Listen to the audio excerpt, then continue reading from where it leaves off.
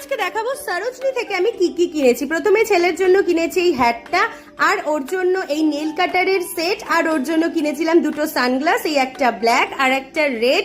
ওর জন্য আমি কোনো ড্রেসপত্র কিনিনি ওখান থেকে। আমার জন্য কিনেছিলাম এই সানগ্লাসটা, আর কিনে নিয়েছি তিনটে হুপ ইয়াররিং। হুপ ইয়াররিং পরতে আমার দারুণ লাগে, আমি অনেক সস্তাতেও পেয়েছি।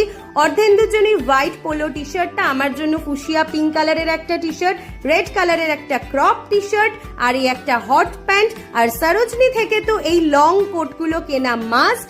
আর আমি কিনে নিয়েছিলাম এই তিনটে সেরামিক প্লেট, যেগুলো আমি ওখানে অনেক সস্তায় পেয়েছিলাম। তো এই তো হলো আমার সরোজনি শপিং। রাত্রেবেলা আমি একটু বানাচ্ছিলাম একদম হালকা পাতলা করে ধনিয়া চিকেন। তো আমি মাংসটা ধনে পাতা, কাঁচা লঙ্কা বাটা, আদা রসুন বাটা আর লেবু আর লবণ দিয়ে ম্যারিনেট করে রেখেছিলাম। জাস্ট একটু পেঁয়াজ কুচি দিয়েই কিন্তু রান্নাটা হয়ে যাবে, ভীষণ ইজি, তোমরা ট্রাই করো।